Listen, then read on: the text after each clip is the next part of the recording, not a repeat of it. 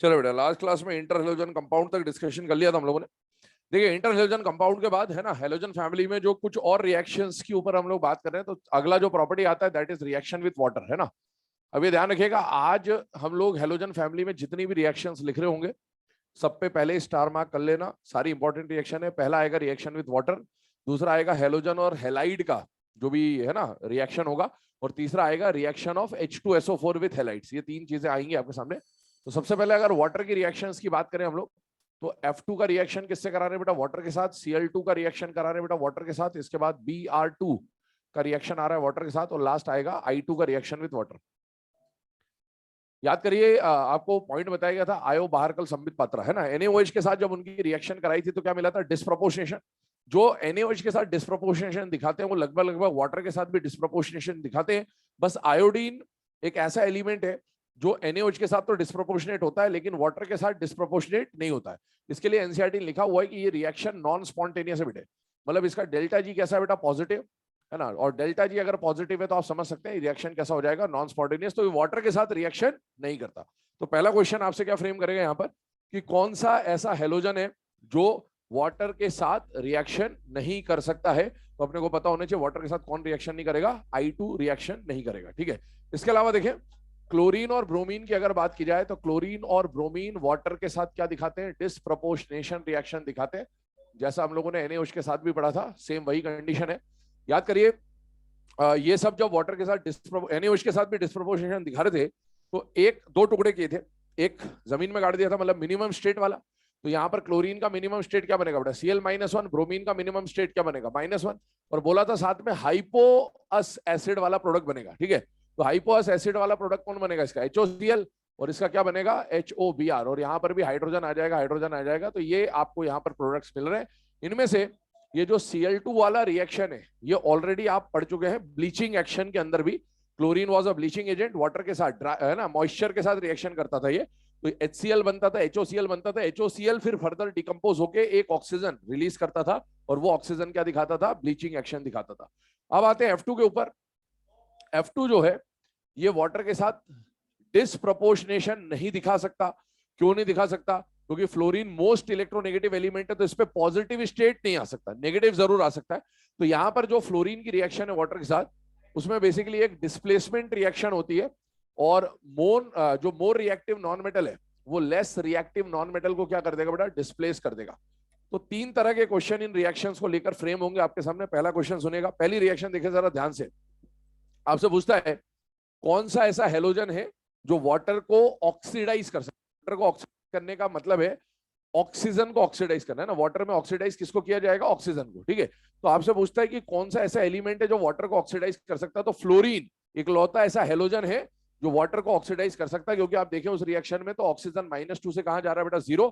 या फिर इसको आप ऐसा पढ़े, जूनियर क्लासेस में आप पढ़ते थे कि मोर रिएक्टिव मेटल जो होता है वो लेस रिएक्टिव मेटल को क्या करता है? डिस्प्लेस करता है। ये वैसे ही है, ये नॉन मेटल के रिस्पेक्ट में देखा जा रहा है कि मोर रिएक्टिव नॉन मेटल जो है वो अपने से लेस रिएक्टिव नॉन मेटल को क्या कर देगा? डिस्प्लेस कर देगा। तो ये रिएक्शन है, ठीक है। इसके अलावा बाकी कौन वाटर के साथ डिस्प्रोपोर्शनेशन दिखा सकता है? तो क्लोरीन ब्रोमीन। और कौन सा ऐसा हेलोजन है जो वाटर के साथ नॉन स्पॉन्टेनियस रिएक्शन दिखाएगा या रिएक्शन नहीं दिखाएगा? तो वो कौन हो जाएगा? आयोडीन। तो ये तीन तरह के क्वेश्चन इस पे फ्रेम हो सकते हैं। इन तीनों में हाँ ना, यहाँ पर लिख रहे हैं हम लोग। तो इसका जो सॉल्युबिलिटी इन वाटर है आप देख सकते हैं, नीचे जाने पर वाटर से रिएक्टिविटी जो है वो डिक्रीज होती जा रही है। तो solubility in water decreases down the group.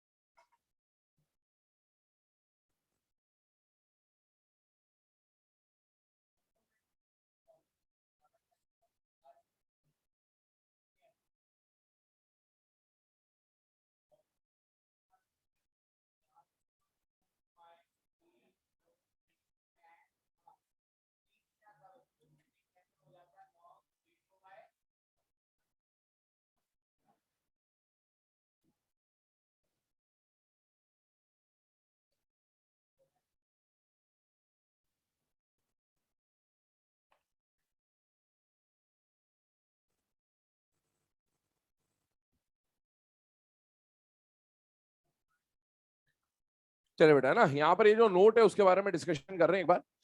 एक स्टेटमेंट लिखता है एनसीईआरटी, कल आपको बताया था इन हेलोजेंस के कलर बताए थे। F2 का कलर क्या था बेटा? येलो। Cl2 का था ग्रीनिश येलो।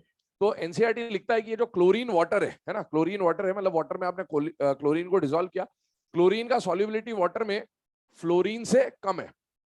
तो क्या हुआ, जैसे मान लो आपने वाटर लिया और उसमें क्लोरीन गैस डाला, तो सारा का सारा क्लोरीन गैस एक साथ डिसॉल्व नहीं होगा या एक साथ रिएक्ट नहीं करेगा। थोड़ा सा क्लोरीन तो डिसॉल्व हो गया, जो क्लोरीन डिसॉल्व हुआ वो किस में चेंज हो गया? HCl और HOCl में। लेकिन जो बचा हुआ क्लोरीन है, जब तक वो पानी में रहेगा तब तक पानी का जो कलर है वो आपको येलोइश दिखेगा। कैसा दिखेगा? येलोइश, ग्रीनिश येलो कलर होता है, बट येलो अपीयरेंस आता है पानी के अंदर, तो येलोइश कलर दिखेगा। लेकिन थोड़ी देर के बाद सारा जो कलर था, येलो कलर था, जैसे जैसे क्लोरीन डिसॉल्व होता जाएगा होता जाएगा होता जाएगा, 5 मिनट 10 मिनट 15 मिनट जितना भी टाइम लग रहा है, जब सारा क्लोरीन डिसॉल्व हो जाएगा तो वो येलो कलर क्या हो जाएगा? डिसअपियर हो जाएगा। तो एनसीईआरटी लिखता है कि क्लोरीन वाटर जो है वो अपना कलर लूज करता है थोड़ी देर के बाद। और क्यों लूज करता है? Due to formation of HCl and HOCl। मतलब पहले Cl जब तक है तब तक कलर दिखेगा, और जैसे जैसे Cl, HCl और HOCl में पूरी तरह से कन्वर्ट हो जाएगा तो जो कलर आपको दिख रहा था वो कलर क्या हो जाएगा? डिसअपियर हो जाएगा। ठीक है, तो ये पॉइंट लिखवा दे रहा हूं, यहां पर लिख लीजिएगा। क्लोरीन वाटर ब्रैकेट में येलो, क्लोरीन वाटर ब्रैकेट में yellow loses its colour, chlorine water bracket में yellow loses its color on standing due to formation of HCl and HOCl. Chlorine water loses its color on standing due to formation of HCl and HOCl. Due to formation of HCl and HOCl, है ना। चलिए अब आते हैं यहां पर next point की तरफ। Reaction between halide and halogen के ऊपर बात कर रहे हैं, ध्यान सुनिएगा। जब हैलाइड और हेलोजन की रिएक्शन की हम लोग बात कर रहे हैं तो यहां पर सबसे पहले आपके सामने आ रहा है बेटा F माइनस, फिर आ रहा Cl माइनस, फिर आ रहा Br माइनस, फिर आ रहा I माइनस। अब याद करिए जब हमने इनर्ट पेयर इफेक्ट पढ़ा था तो आपको ऑक्सीडाइजिंग नेचर और रिड्यूसिंग नेचर का ऑर्डर बताया था हेलोजेंस का। तो ऑक्सीडाइजिंग नेचर आई होप सबको पता होगा कि फ्लोरीन इन सब में से सबसे पावरफुल ऑक्सीडाइजिंग एजेंट होता है, तो ये इनका ऑक्सीडाइजिंग नेचर का ऑर्डर है। और इनका रिड्यूसिंग नेचर का ऑर्डर इसका रिवर्स हो जाएगा ऑब्वियसली। तो F minus, Cl minus, Br minus और I माइनस इसका क्या आ जाएगा? रिड्यूसिंग नेचर आ जाएगा। अब बात आती है रिएक्टिविटी की। तो रिएक्टिविटी का ऑर्डर क्या होगा? फ्लोरीन मोर रिएक्टिव, क्लोरीन उससे कम रिएक्टिव, ब्रोमीन और कम रिएक्टिव और आयोडीन और कम रिएक्टिव। ये रिएक्टिविटी का ऑर्डर है। अब ध्यान से देखें, ये रिएक्टिविटी का ऑर्डर आपने कहां पर पढ़ा हुआ है? हाँ, पीरियोडिक टेबल में। Very good. पीरियोडिक टेबल में आई का एप्लीकेशन पढ़ा था कि ग्रुप 1 का रिएक्टिविटी डाउन द ग्रुप बढ़ता था और ग्रुप 17 का रिएक्टिविटी डाउन द ग्रुप कम होता था। तो ये आप पढ़ चुके हैं, ठीक है। तो ये अभी हम लोग जो रिएक्शंस देखने वाले हैं उसको हम लोग इन तीनों में से किसी भी पैटर्न से सॉल्व कर सकते हैं। तो मैं आपको सॉल्व कराऊंगा रिएक्टिविटी के बेस पे, ठीक है, क्योंकि ऑक्सीडाइजिंग नेचर और रिड्यूसिंग नेचर का भी मैं बीच बीच में बता दूंगा आपको। क्योंकि एग्जाम में क्या हो सकता है कि एग्जाम में इसको सॉल्व करने के लिए हो सकता है एग्जाम में स्टेटमेंट लिखा है, और स्टेटमेंट हो सकता है ऑक्सीडाइजिंग नेचर के बेसिस पे दे दे, हो सकता है रिड्यूसिंग नेचर के बेसिस पे दे दे, या हो सकता है रिएक्टिविटी के बेस पे दे दे। तो अपने को समझ में आना चाहिए तीनों पैटर्न पे सॉल्व करना है इसको। ध्यान सुना, रिएक्शंस इंपॉर्टेंट है, पहले बोल चुका हूं। यहां पर आपको जब एग्जाम में ये रिएक्शन दिखेगा तो अभी तो मैंने आयन लिखा हुआ है, रिएक्शन में आपको सॉल्ट मिलेगा। क्या मिलेगा बेटा? सॉल्ट, है ना। आयन मिल जाए तब तो कोई दिक्कत नहीं, सॉल्ट मिलेगा मेनली। और वो जो सॉल्ट मिलेगा वो S ब्लॉक का सॉल्ट मिलेगा। किसका सॉल्ट मिलेगा? S block. और वो जब सॉल्ट दिखेगा ना तो आपको में पहचानना होगा कि रिएक्शन ये वाली है। यही सबसे बड़ा टारगेट रहेगा आपके सामने एग्जाम में। रिएक्शन, फिर से बोल रहा हूँ, ये समझ में तो आ जाएगा, लेकिन एग्जाम में ये वो रिएक्शन जो दिख रही है वो यही है या नहीं है, ये पहचानना बहुत जरूरी होता है। जब तक वो सिली मिस्टेक होती रहेगी, ये बात ध्यान रखना। अब देखो क्या होगा एग्जाम में, यहां पर आपको कोई कैटायन दिया जाएगा। जैसे अभी फिलहाल में मैं कैटायन कौन लगा दे रहा हूं? Na। वो जो कैटायन आएगा, अभी आप कैटायन को भूल जाइए, आपको लिखना नहीं, आप तो समझिए बस बात को, है ना। अपन बिना कैटायन के सॉल्व करेंगे क्योंकि कैटायन कुछ भी आ सकता है। वो जो कैटायन आपको दिखेगा वो S ब्लॉक का कैटायन दिखेगा। किसका कैटायन दिखेगा? S ब्लॉक, ठीक है। अब S ब्लॉक का कैटायन दिख रहा है तो आपके दिमाग में क्या क्या बातें एग्जाम में आ सकती है पहले वो जज करिए। आपको एक रिएक्शन दिया, ये वाला B वाला रिएक्शन देखो, NaCl प्लस F2। तो अब जब ये रिएक्शन आपको एग्जाम में दिखा तो इतना तो समझ में आ गया कि NaCl प्लस F2 लिखा है, मतलब रिएक्ट कराना है, ये तो समझ में आ ही रहा है। पर अब आपके दिमाग में वहां क्या आएगा कि ये रिएक्शन किसकी है? तो पहली चीज आपके दिमाग में आएगी NaCl दिख रहा है, तो NaCl दिख रहा है तो आपके दिमाग में आ सकता है कि ये Na से रिलेटेड रिएक्शन है। और NaCl आपने पढ़ा था रॉक्सा, रॉक्सा में ऐसी कोई रिएक्शन नहीं लिखाई गई आपको, आधे पेज में तो रॉक्सा खत्म हो गए थे, समुद्र मंथन ही तो था रॉक्सा में, और था ही क्या। बात समझिएगा है ना, आपने वो पैटर्न समझना, एग्जाम में रिएक्शन पहचानते कैसे हैं, क्योंकि रिएक्शन आप याद करके भी जाते हो, और रिएक्शन याद करके गए लेकिन एग्जाम में फिर समझ ही नहीं आया, फिर बाद में तो अबे ये तो वो वाली रिएक्शन थी, याद तो थी पर वहां याद नहीं आया, तो फिर ऐसी रिएक्शन की क्या मतलब। ठीक है, तो इसीलिए आपको एग्जाम में NaCl दिखेगा, सबसे पहले आपके दिमाग में क्या आएगा, Na, समझना। अब बाई चांस Na के बदले उसने KCl दे दिया, तो KCl का तो कोई रिएक्शन ही नहीं पढ़ा आपने। अरे एस ब्लॉक में KCl कुछ पढ़ा क्या आपने, नहीं पढ़ा। वहां तो कंपाउंड ही कौन कौन से पढ़े, एक NaCl पढ़ा, एक NaOH पढ़ा, उसके बाद सोडियम के बाइकार्बोनेट और वॉशिंग सोडा, और बाकी कैल्शियम के पढ़े। समझिएगा ना, पैटर्न समझिए, रिएक्शन कैसे पहचाननी होती है एग्जाम में। तो पहली चीज आपको जब ये रिएक्शन दिखेगी तो आपके दिमाग में Na आएगा। Na कहाँ का है, एस ब्लॉक का। एस ब्लॉक के कंपाउंड में NaCl पढ़ा क्या, हाँ पढ़ा, लेकिन NaCl की ऐसी रिएक्शन आपने नहीं पढ़ी, तो इसका मतलब है कि Na हट गया, Na इस रिएक्शन में पार्टिसिपेट नहीं कर रहा, इसका कोई रोल नहीं है इस रिएक्शन। फिर आपको Na के अलावा क्या दिख रहा है, Cl। Cl कौन से ब्लॉक का है, P ब्लॉक का है। P ब्लॉक में कौन सा ग्रुप है, 17 है। क्या उधर भी 17 दिख रहा है साथ में, यस। और 17 में हमने क्या पढ़ा है, क्या 17 में हमने हेलोजन हेलोजन की कोई रिएक्शन पढ़ी, और 17 में हमने क्या पढ़ा, रेडॉक्स पढ़ा। ग्रुप 16 17 डी ब्लॉक क्या मिलेगा, रेडॉक्स। तो अब आप इसको भूल के सोचिए कि क्या इन दोनों के बीच में रेडॉक्स विडॉक्स टाइप का कोई रिएक्शन पढ़ा था या नहीं पढ़ा था, तो आपको वहां जज होना चाहिए कि इस टाइप की रिएक्शन आपने पढ़ी हुई है ग्रुप 17 के अंदर। अगर KCl आ गया तो भी समझ में आना चाहिए, KCl तो पढ़ा ही, तो मतलब K का तो रिएक्शन नहीं होगा, Cl का रिएक्शन होगा। तो Cl की रिएक्शन से याद करिएगा कि क्या उसमें कुछ ऐसा पढ़ा था या नहीं पढ़ा था, तो रिएक्शन जज करना जरूरी है। अब देखिए यहां पर, अब मैं Na को हटा दे रहा हूं थोड़ी देर के लिए, क्योंकि वहां पर मैंने बोला आपको कैटायन जो मिलेगा वो एस ब्लॉक का मिलेगा। एस ब्लॉक का कैटायन क्यों देगा, क्योंकि आपको जो रिडॉक्स कराना है वो रिडॉक्स में हेलोजन पार्टिसिपेट करना चाहिए, कैटायन पार्टिसिपेट नहीं करना चाहिए, और इसीलिए कैटायन एस ब्लॉक का देगा, क्योंकि एस ब्लॉक का कैटायन एक ही स्टेट दिखाता है, +1 ग्रुप 1 होगा और +2 ग्रुप 2 होगा। तो और अगर यहां पर डी ब्लॉक का कैटायन दे दे तो वो तो खुद ही रिडॉक्स कर लेगा, तो इसीलिए कैटायन हमेशा किसका मिलेगा, एस ब्लॉक का। तो आपके दिमाग में एस ब्लॉक की रिएक्शन आ सकती है, तो एस ब्लॉक की रिएक्शन नहीं है ये किसकी रिएक्शन है, पी ब्लॉक की, रिडॉक्स होगा यहां पर, ध्यान से देखिए। अब एक बात बताइए, पहले इसके हिसाब से चल रहा हूं, रिएक्टिविटी के हिसाब से, ध्यान सुनिएगा, ध्यान समझिएगा। NaF आप इसको मान के चलेंगे सॉल्ट है, ये कंपाउंड है। क्या इस कंपाउंड में बताइए सबसे ज्यादा रिएक्टिव हेलोजन कौन है बेटा, फ्लोरीन। क्या फ्लोरीन इंडिविजुअल है या कंपाउंड में बैठा हुआ है, कंपाउंड में। और आप जानते हैं जब डिस्प्लेसमेंट होता है, more reactive will displace the less reactive. तो फ्लोरीन क्लोरीन ब्रोमीन आयोडीन में सबसे ज्यादा रिएक्टिव कौन है, फ्लोरीन, और जो रिएक्टिव है वही कंपाउंड में बैठा हुआ है।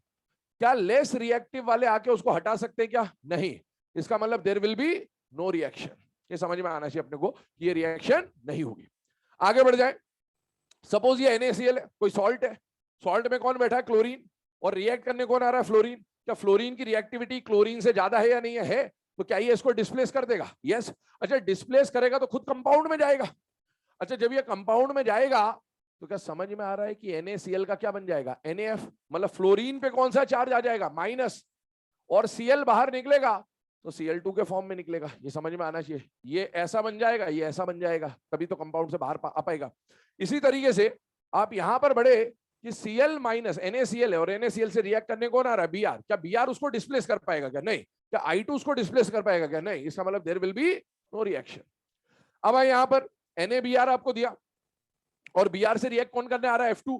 क्या F2 की रिएक्टिविटी ज्यादा है, यस है, और अगर ये रिएक्टिव ज्यादा है तो अंदर बैठ जाएगा, और बैठ जाएगा तो क्या बन जाएगा, F माइनस। Cl जाएगा तो क्या बन जाएगा, Cl माइनस, और बाहर किसको डिस्प्लेस कर देंगे, Br2 को। ठीक है, इसी तरीके से अगर ये वाला कंपाउंड गया तो there will be no reaction, क्योंकि I2 उसको डिस्प्लेस नहीं कर पाएगा। और यहां ये तीनों का पावर ज्यादा है तो तीनों उसको डिस्प्लेस कर देंगे, और तीनों डिस्प्लेस कर देंगे तो आपको F गया तो F माइनस मिल जाएगा, Cl गया तो Cl माइनस मिल जाएगा, Br गया तो Br माइनस मिल जाएगा, और I2 क्या हो जाएगा, डिस्प्लेस हो जाएगा। एक तो ये रिएक्टिविटी से हमने समझा। जैसे एग्जाम में स्टेटमेंट आया कि when NaCl reacts with F2 then fluorine can displace chlorine from its compound। क्या ये बात सही है, यस, रिएक्टिविटी के बेस पे बिल्कुल सही बात है। और बोलेगा because fluorine is more reactive than chlorine therefore the reaction will happen. अब आइए इसको समझते हैं ऑक्सीडाइजिंग नेचर से, क्योंकि स्टेटमेंट में ऐसा भी आ सकता है, इससे भी समझ सकते हैं।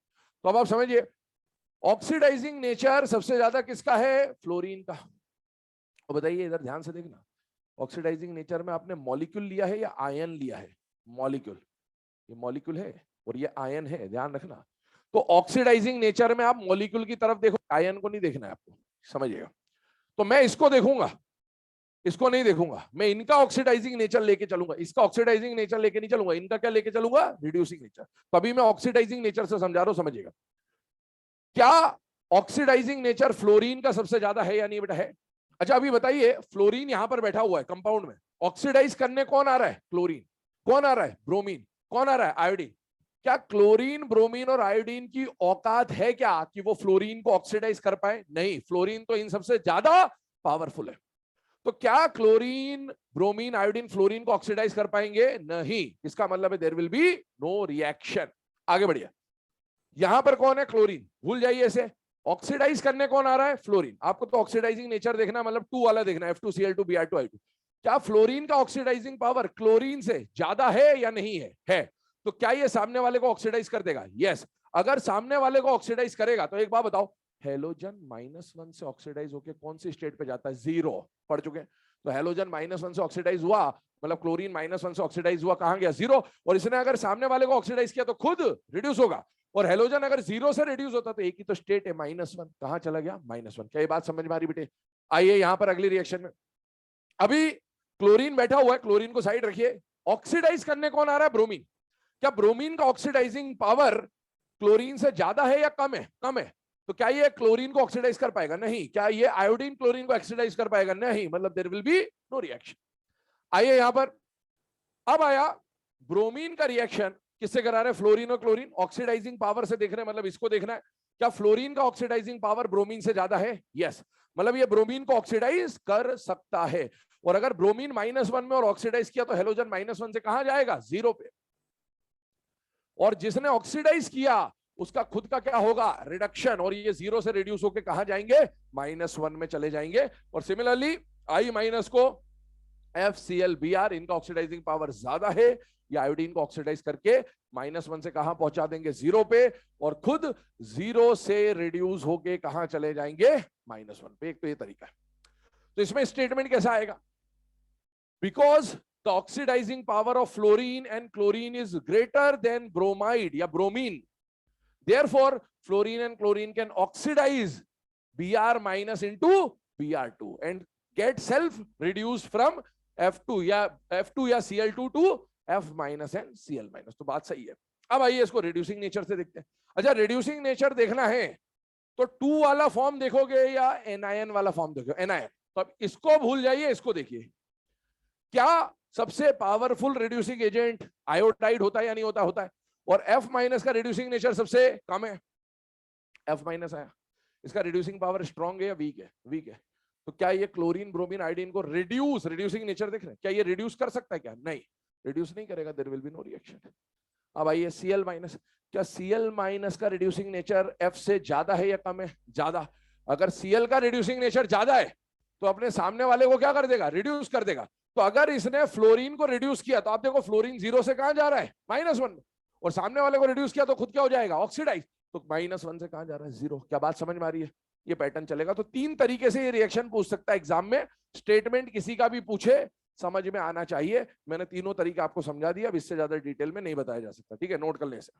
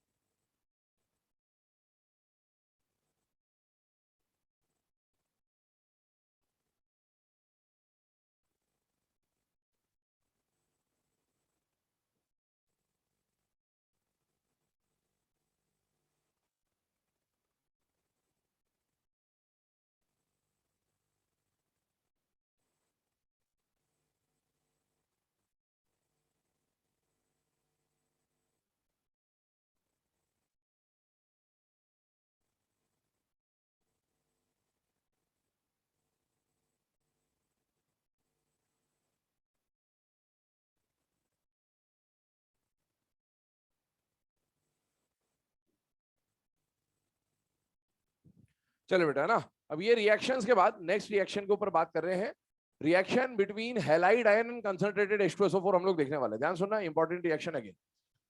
कल आपको बताया था कि जो हॉट एंड कंसंट्रेटेड H2SO4 होता है ये किसकी तरह काम करता है बेटा? मॉडरेट ऑक्सीडाइजिंग एजेंट की तरह, ठीक है। तो अब यहाँ पर आपने कंसंट्रेटेड H2SO4 लिया है और उसकी रिएक्शन आप किससे करा रहे हो बेटा? हैलाइड आयन से करा रहे हो। ध्यान सुनना, यहाँ पर आपको फिर से सॉल्ट दिए हुए हैं, जैसा मैं यहाँ पर बोल रहा था कि सॉल्ट दिया जाएगा, लेकिन आपको समझ में आना चाहिए कि सॉल्ट का, आप याद करिए NaCl में कोई आपने H2SO4 से रिएक्शन कराई थी क्या? नहीं कराई थी। तो आपको समझ में आना चाहिए रिएक्शन सोडियम वाले कंपाउंड की नहीं है, किसकी है बेटा? हेलोजन और सल्फ्यूरिक एसिड की है। और हेलोजन और सल्फ्यूरिक एसिड ग्रुप 16 17 के हैं, मतलब रेडॉक्स रेडॉक्स दिमाग में आ जाना चाहिए। अब देखिए, सबसे पहले Na+F-, Na+Cl-, Na+Br- और Na+I-। यहाँ पर सल्फर की स्टेट देखें आप H2SO4 में, क्योंकि रिडॉक्स है तो स्टेट से काम चलेगा, तो पहले स्टेट लिख ले रहे हैं। ये देखिए, क्या यहाँ पर इन सारे रिएक्शंस में सल्फ्यूरिक एसिड अपने मैक्सिमम स्टेट पे बैठा हुआ है? सल्फर बेटा यस, मतलब ये नीचे जाने को तैयार है। और हेलोजन को अगर आप देखें रेडॉक्स के पर्पस में, तो वो नीचे बैठे हैं, ऊपर जाने को तैयार है, मतलब रेडॉक्स के लिए परफेक्ट कंडीशन है। लेकिन यहाँ पर रेडॉक्स नहीं होगा, क्योंकि फ्लोराइड को ऑक्सीडाइज करने की औकात H2SO4 के पास नहीं है। नाइट्रिक एसिड ने फ्लोराइड को ऑक्सीडाइज नहीं किया था, ओजोन ने फ्लोराइड को ऑक्सीडाइज नहीं किया था, तो H2SO4 तो एक मॉडरेट ऑक्सीडाइजिंग एजेंट है, इसलिए ये फ्लोराइड को ऑक्सीडाइज नहीं कर पाएगा। ये बात ध्यान रखनी है बिल्कुल। फ्लोराइड को आपके सिलेबस में लगभग लगभग कोई भी ऑक्सीडाइज नहीं करेगा। तो अब ये जब ऑक्सीडाइज नहीं करेगा तो रिडॉक्स नहीं होगा, रिएक्शन होगी पर रिडॉक्स नहीं होगा। Reaction will be a double displacement, और डबल डिस्प्लेसमेंट रिएक्शन अगर हुआ तो कैटायन एनायन एक्सचेंज कराइए, आपको क्या मिल जाएगा बेटा? Na2SO4, और साथ में क्या मिल जाएगा? HF मिल जाएगा। मतलब फ्लोरीन को ऑक्सीडाइज नहीं कराया गया, जो जिस स्टेट में था उसी स्टेट में है, क्योंकि फ्लोराइड आयन को ऑक्सीडाइज करा के F2 बनाने का पावर H2SO4 के पास नहीं है। Cl2 के पास भी वो पावर नहीं था, Br2 के पास भी वो पावर नहीं था, I2 के पास भी वो पावर नहीं था, HNO3 के पास वो पावर नहीं दिख रहा आपको, O3SO2 जो भी आपने पढ़ा उनमें से किसी के पास ये पावर नहीं है। KMnO4 पढ़ोगे वो भी ये कारनामा नहीं करेगा, K2Cr2O7 पढ़ोगे वो भी ये कारनामा नहीं करेगा। मतलब आपके सिलेबस में कोई भी F- को F2 बनाना नहीं चाहेगा, या पावर नहीं है ऐसा बोल दे। आगे आइए, अब आते हैं Cl- में। ओजोन याद करिए, क्या मैंने बोला था बाकी जगह पर कि X- को हम X2 में बदल रहे थे या नहीं बदल रहे थे? बदल रहे थे by using any oxidising agent. तो उसमें F- तो हमने कहीं भी नहीं लिया, पर बाकी जगह पर हमने Cl, Br और I की बात कर रखी है। लेकिन H2SO4 एक मॉडरेट ऑक्सीडाइजिंग एजेंट है, ये पॉइंट बहुत इंपॉर्टेंट है। ओजोन जब हमने लिखा था तो ओजोन Cl- को Cl2, Br- को Br2, I- को I2 बदल रहा था, लेकिन H2SO4 ये काम नहीं कर पाएगा। फिर से, जैसे F- को कोई भी ऑक्सीडाइज नहीं कर पा रहा है, वैसे Cl- को बाकी तो ऑक्सीडाइज करेंगे, लेकिन कौन ऑक्सीडाइज नहीं करेगा? H2SO4। इलेक्ट्रोड पोटेंशियल है ये Cl के कंपैरिजन में वीक ऑक्सीडाइजिंग एजेंट, और ये उसको ऑक्सीडाइज नहीं कर पाएगा। तो यहां पर भी डबल डिस्प्लेसमेंट रिएक्शन मिलेगी। आपके सिलेबस में दो ऑक्सीडाइजिंग, जितने भी ऑक्सीडाइजिंग एजेंट आप पढ़ोगे उनमें से दो ऑक्सीडाइजिंग एजेंट ये काम नहीं कर पाएंगे, एक H2SO4 और एक K2Cr2O7 डी ब्लॉक के अंदर। K2Cr2O7 भी क्लोराइड को ऑक्सीडाइज नहीं कर पाएगा, वो क्लोराइड के साथ क्रोमिल क्लोराइड टेस्ट दिखाता है, वहां वो ऑक्सीडाइज नहीं कर पाएगा, वहां भी ये बात आएगी। तो ये आपको अब याद रखना है, ये ऑक्सीडाइजिंग पावर की बात है, तो इसलिए याद रखना ही पड़ेगा आपको कि Cl- को देखो, F- को तो कोई भी ऑक्सीडाइज नहीं करेगा, पर Cl- को दो चीजें ऑक्सीडाइज नहीं करेंगी। कौन कौन नहीं करेगा? एक तो H2SO4 और दूसरा K2Cr2O7। अभी बता दे रहे हैं आपको, क्योंकि इनका ऑक्सीडाइजिंग पावर क्लोरीन से कम होगा। चलिए आइए, यहां पर Cl- इसके साथ रेडॉक्स नहीं दिखाएगा, बट डबल डिस्प्लेसमेंट दिखाएगा, और डबल डिस्प्लेसमेंट दिखाएगा तो आपको क्या मिलेगा बेटा? Na2SO4 और साथ में क्या मिल जाएगा? HCl। HCl के पहले भी बता चुके, व्हाइट फ्यूम्स मिलते हैं आपको। आगे देखिए, Br- I- इनको ऑक्सीडाइज करने का पावर H2SO4 के पास होता है, और इसलिए यहां पर कौन सी रिएक्शंस हो जाएंगे बेटा? रेडॉक्स। और यहां पर भी क्या हो जाएगा बेटा? रेडॉक्स। अब आप देखिए, रेडॉक्स हो रहा है तो पहली बात मैंने बोला था, ये जो S ब्लॉक का कैटायन आपको दिया जाता है यहां पर, वो इसीलिए दिया जाता है क्योंकि वो रेडॉक्स में पार्टिसिपेट नहीं करता है। मेटल के सामने एसिड आया, मेटल के सामने एसिड आया, सॉल्ट तो बनेगा ही बनेगा। Na2SO4 बनाना है आपको, क्योंकि Na2SO4 में आप देख सकते हैं सोडियम ने रेडॉक्स में पार्टिसिपेट नहीं किया। पर रेडॉक्स किसके बीच में होगा? हैलाइड और सल्फर। हैलाइड और सल्फर। सल्फर सामने वाले को ऑक्सीडाइज करेगा। बताइए, हेलोजन -1 से अगर ऑक्सीडाइज होता कहां जाता है? 0 पे। तो तो मतलब Br minus will get converted into Br2 and I minus will get converted into I2। और अगर इसका ऑक्सीडेशन हो गया तो सल्फर का क्या होना है, रिडक्शन, और सल्फर +6 से रिड्यूस होके कहां जाएगा, +4। +4 में इसका ऑक्साइड कौन बन रहा है, SO2 बन रहा है। तो SO2 में इसका स्टेट कितना आ जाएगा बेटा, +4। ये कंडीशन है। साथ में वाटर भी मिलेगा, मतलब H2SO4 को आप H2SO3 लिख सकते हैं, और H2SO3 में SO2 के साथ कौन होगा, वाटर होगा, बट वाटर में लिख नहीं रहा हूं, ठीक है, आप चाहे तो लिख भी लेना। तो ये SO2 के फॉर्म में आपको मिलेगा। कल भी ऐसी कुछ रिएक्शन हमने देखी थी। तो ये इंपॉर्टेंट रिएक्शन है, इसमें बिल्कुल याद होना चाहिए आपको कि A और B मतलब फ्लोराइड और क्लोराइड डबल डिस्प्लेसमेंट दिखाएंगे, और ब्रोमाइड और आयोडाइड रिडॉक्स दिखाएंगे। फ्लोराइड में कुछ अलग नहीं है, जैसा सब में होगा वही होगा, लेकिन Cl- के लिए बिल्कुल याद रखिएगा, दो चीजें ऑक्सीडाइज नहीं करेंगी, एक H2SO4 और दूसरा बोल दिया आपको K2Cr2O7।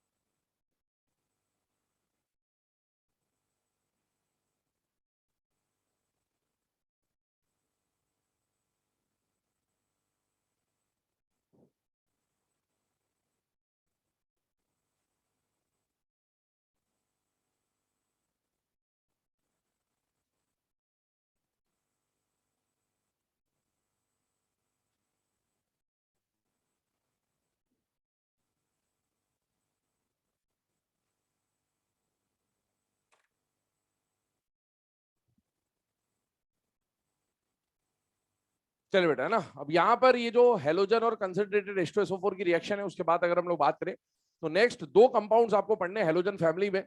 पहला तो आता है बेटा हाइड्रोजन क्लोराइड, और दूसरा कौन सा आता है बेटा, क्लोरीन। दोनों की प्रिपरेशन और प्रॉपर्टीज भी बात कर रहे हैं। हाइड्रोजन क्लोराइड HCl जो है ना, हाइड्रोक्लोरिक एसिड भी बोलते थे नॉर्मली। तो ये जो है इसका प्रिपरेशन कैसे हो रहा है, वहां पर देखिए वो जो सेकंड रिएक्शन है बी, वही रिएक्शन ये है। NaCl का रिएक्शन जब आप H2SO4 से कराएंगे तो क्या उस रिएक्शन में प्रोडक्ट में HCl मिल रहा है या नहीं मिल रहा है बेटा, मिल रहा है। ये वही रिएक्शन है, बस वहां पर एक स्टेप में लिखिए, यहाँ दो स्टेप में रिएक्शन लिखी गई है। H2SO4 कल पढ़ा था, ये डाई बेसिक एसिड होता है, तो इसके दो तरह के सॉल्ट्स बनते हैं, hydrogen sulphate, bisulphate salt जो कि एसिडिक होता है, और दूसरा सल्फेट सॉल्ट। तो पहले इसका एक H+ निकला, एक H+ एक Cl से जुड़ रहा है, और आपको डिस्प्लेसमेंट रिएक्शन मिलेगी वहां पर, डबल डिस्प्लेसमेंट। तो यहाँ पर एक H निकला, एक Cl से जुड़ा HCl, और साथ में जो सॉल्ट बना वो क्या बना बेटा, NaHSO4 बाई सल्फेट सॉल्ट मिला। ये अभी एसिडिक है तो इसको एज इट इज ले लिया, क्योंकि अभी H+ और दे सकता है। और सामने रिएक्शन वापस से किससे कराई, NaCl से, तो इसका एक H निकला, इसके Cl से अटैक करके HCl बाहर, और साथ में क्या मिल रहा है बेटा, Na2SO4। इसमें ये जो NaHSO4 मिल रहा है इसको सॉल्ट केक कहा जाता है, और इसीलिए इस प्रोसेस को सॉल्ट केक मेथड बोला जाता है। क्या बोला जाता है बेटा, सॉल्ट केक मेथड। तो लिख लेना, this process is known as salt cake method.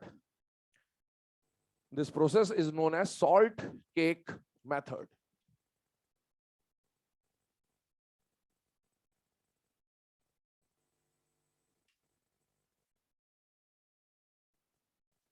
इसके बाद जो अगला पॉइंट है वो भी लिख ले, H2SO4 is used, H2SO4 is used for drying of HCl. H2SO4 is used for drying of HCl.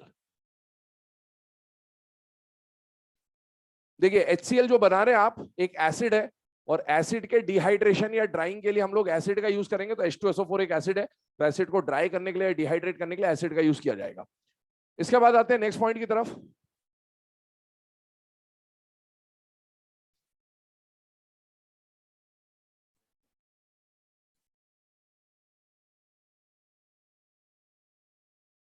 चले देखें 2 मिनट के। अगला जो रिएक्शन हमें समझना है वो, या जो अगला जो कंपाउंड हमें समझना, बेसिकली क्लोरीन है। देखे ध्यान से, इसका प्रिपरेशन समझिएगा। आपको बनाना Cl2, इधर देखें, Cl2 बनाना है। Cl2 में क्लोरीन का स्टेट क्या है बेटा, 0। क्या हमने ऐसा पढ़ा है,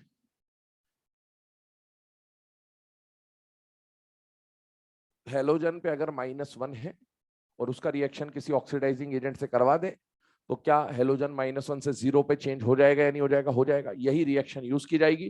तीनों रिएक्शन आप देखें, तीनों रिएक्शन में हेलोजन -1 -1 -1 पे है और आप उसका क्या कराने वाले हैं? ऑक्सीडेशन कराने वाले with the help of oxidising agent.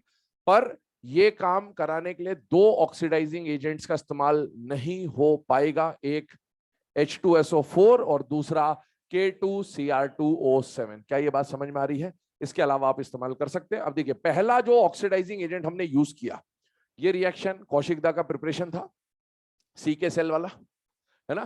तो यहां पर आप देखें Cl- ये ऑक्सीडाइजिंग एजेंट नहीं है, पर क्या इलेक्ट्रोलाइसिस में एनोड पर ऑक्सीडेशन होता है या नहीं होता है? होता है। तो बेसिकली आप Cl- का एनोड पे क्या करा रहे हैं? ऑक्सीडेशन करा रहे हैं। और ऑक्सीडेशन अगर हुआ तो हेलोजन -1 से अगर ऑक्सीडाइज होता है तो किस में चेंज हो जाएगा? 0 में चेंज हो जाएगा। तो ये रिएक्शन आपने पढ़ा हुआ है ऑलरेडी जब हमने कौशिकदा का प्रिपरेशन किया था। NaOH आपको सॉल्यूशन में मिल जाएगा, H2 कैथोड पे रिलीज हो जाएगा, Cl2 एनोड पे रिलीज हो जाएगा। आइए नेक्स्ट पॉइंट पे। यहाँ HCl आ गया, यहाँ HCl आ गया। दोनों में क्लोरीन कौन से स्टेट में बेटा? -1। इसको ऑक्सीडाइज करके 0 पे पहुंचाना, तो एक ऑक्सीडाइजिंग एजेंट चाहिए। यहां पर MnO2 as an oxidising agent use कर रहे हैं हम लोग। और ये रिएक्शन है ना, एनसीईआरटी में तो है ही है। 11th NCERT some basic concepts of chemistry, वहां पर जो एक्सरसाइज है उसका लास्ट या सेकंड लास्ट क्वेश्चन ही है। तो ये फिजिकल केमिस्ट्री में भी गिवन है, रिएक्शन आपको बहुत पहले ही दे रखी है, 11th क्लास में दे रखी है। तो वहां पर भी ये प्रिपरेशन दे रखी है, ध्यान से देखें। क्लोरीन -1 पे इसको ऑक्सीडाइज करना, ऑक्सीडाइज करने के लिए हम किसका यूज कर रहे हैं? MnO2। KMnO4 एक अच्छा ऑक्सीडाइजिंग एजेंट होता है और MnO2 भी एक ठीक ठाक ऑक्सीडाइजिंग एजेंट होता है और ये क्लोरीन को ऑक्सीडाइज कर सकता है। अब अगर बताइए, हेलोजन -1 से अगर ऑक्सीडाइज हुआ तो कहां जाएगा बेटा? 0 पे। तो क्लोरीन तो पहुंच गया 0 पे। और redox is a simultaneous process. अगर किसी का ऑक्सीडेशन हुआ है तो किसी का रिडक्शन भी होगा। और Mn एसिडिक मीडियम में कल बताया था +2 में जाना प्रेफर करता है। कहां जाएगा? +2 में। तो +2 में जाके ये अपना सॉल्ट बना लेगा, MnCl2 टाइप का। और साथ ही साथ यहाँ का ऑक्सीजन और यहाँ का हाइड्रोजन मिलके H2O रिलीज कर देगा। तो ये रिएक्शन है, पर आपको पूरी रिएक्शन याद नहीं करनी, आपको तो सिर्फ समझ में आना चाहिए कि ये क्लोरीन का प्रिपरेशन हो रहा है। आगे देखिए, डेकॉन्स प्रोसेस 4 नेम वाली प्रोसेस बोली थी, ये लास्ट प्रोसेस है, सिंगल स्टेप का प्रोसेस है। और आप देखिए HCl लिया, हेबर के अलावा चाहे ऑसवर्ल्ड पड़ी हो, चाहे कॉन्टैक्ट पड़ा हो, चाहे डेकॉन हो, सस्ता, सुंदर, टिकाऊ ऑक्सीडाइजिंग एजेंट आप यूज कर रहे हैं। और वो कौन है? ऑक्सीजन। और कैटेलिस्ट की प्रेजेंस में कैटेलाइटिक ऑक्सीडेशन होगा। और इस कैटेलाइटिक ऑक्सीडेशन से एक तो Cl2 मिलेगा और साथ में हाइड्रोजन और ऑक्सीजन कंबाइन होकर क्या बना लेंगे बेटा? H2O। तो this is the method of preparation of chlorine.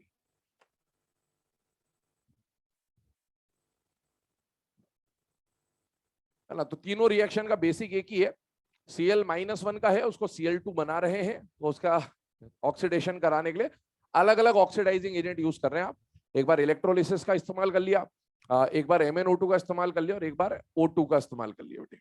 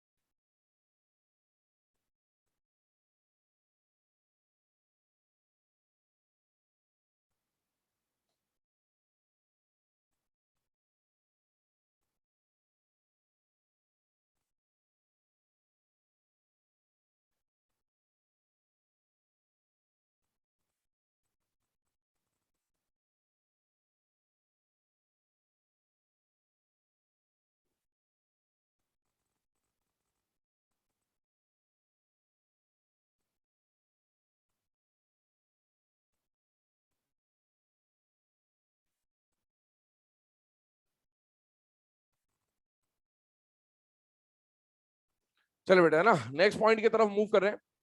तो लास्ट जो यहाँ पर पॉइंट आ रहा है ग्रुप के अंदर, उसको हम देखें कंपाउंड के बारे में। तो कंपाउंड जो आपको देखा Cl2 की प्रॉपर्टीज है। अब Cl2 की प्रॉपर्टीज क्या है? पहली बात, Cl2 मैंने बोला था एक ब्लीचिंग एजेंट की तरह काम करेगा। और जब Cl2 एक ब्लीचिंग एजेंट की तरह काम करेगा, तो जितने भी ब्लीचिंग एजेंट बताए थे, बोला था उनके बारे में कि ये ऑक्सीडाइजिंग एजेंट और रिड्यूसिंग एजेंट की तरह काम कर सकते हैं। Cl2 भी दोनों की तरह काम कर सकता है। क्लोरीन 0 पे है और रेंज होता है +1 से लेकर +7 से लेकर -1, तो बीच में है, दोनों तरफ जा सकता है। बट जैसे ओजोन में हमने बोला था कि ओजोन भी दोनों की तरह काम कर सकता है, लेकिन हमारे सिलेबस में ओजोन की रिएक्शन कौन सी थी? ऑक्सीडाइजिंग एजेंट की। वैसे क्लोरीन भी काम तो दोनों की तरह कर सकता है, लेकिन हमारे सिलेबस में इसको यूज कैसे किया जाएगा? As an oxidising agent. अब बात ये आती है कि सर ओजोन में तो समझ में आता था कि ओजोन एक ऑक्सीडाइजिंग एजेंट क्यों था? क्योंकि वो अनस्टेबल था। अनस्टेबल था तो ऑक्सीजन रिलीज करता था और इसीलिए वो अच्छा ऑक्सीडाइजिंग एजेंट था। सर क्लोरीन में ऐसा क्या हो रहा है? तो क्लोरीन, एक बात बताइए, क्लोरीन मेटल है या नॉन मेटल है? नॉन मेटल की टेंडेंसी इलेक्ट्रॉन लूज करने की या गेन करने की? गेन। और अगर कोई गेन ऑफ इलेक्ट्रॉन करेगा तो उसका क्या होगा? रिडक्शन।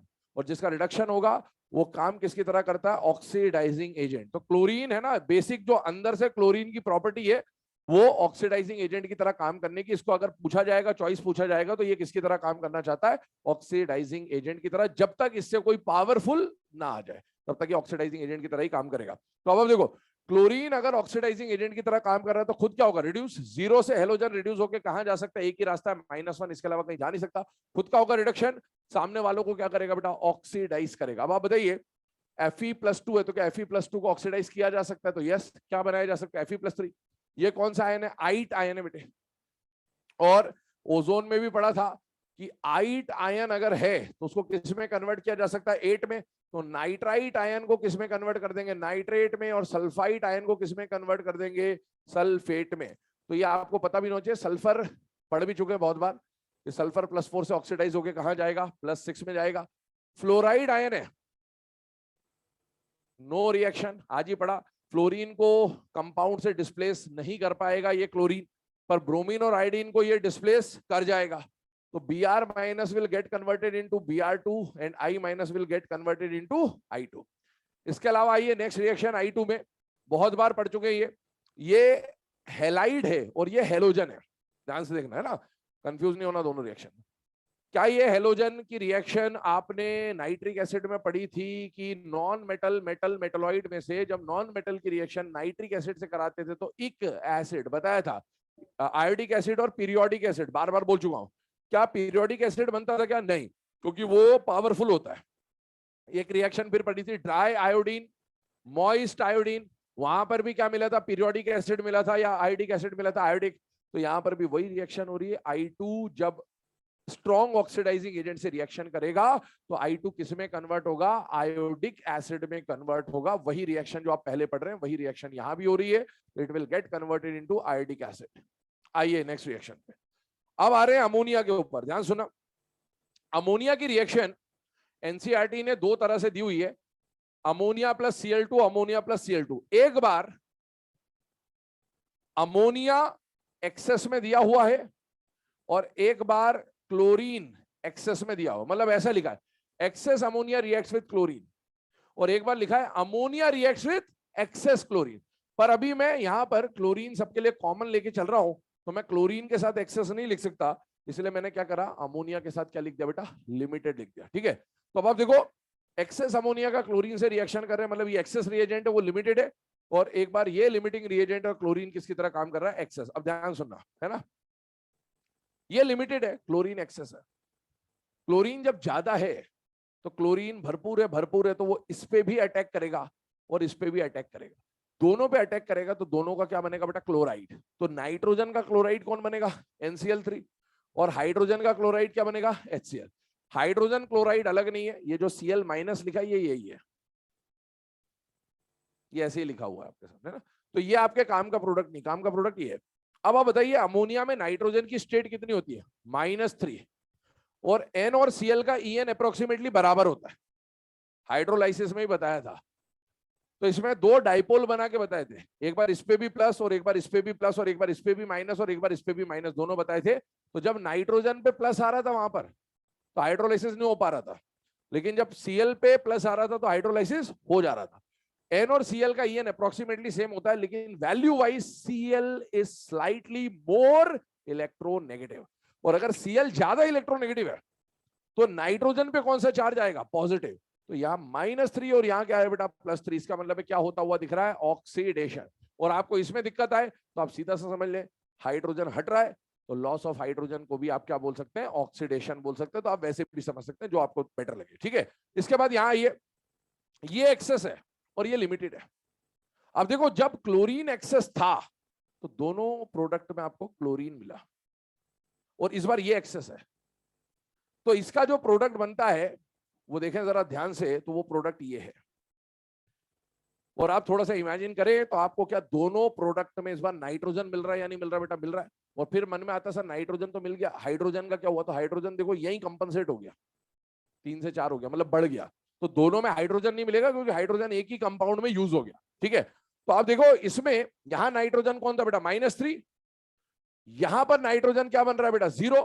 तो इसका मतलब है नाइट्रोजन का क्या हुआ है? ऑक्सीडेशन। और ये वाला प्रोडक्ट ये है, ये वाला प्रोडक्ट ये है। तो आपका मेन प्रोडक्ट ये है यहाँ पर, और यहाँ पर मेन प्रोडक्ट कौन है बेटा? ये है। बाकी ये जो Cl- है यहाँ पर HCl को रिप्रेजेंट कर रहा है, और ये जो NH4Cl है यहाँ पर Cl- को रिप्रेजेंट कर रहा है। तो these are the reactions of chlorine.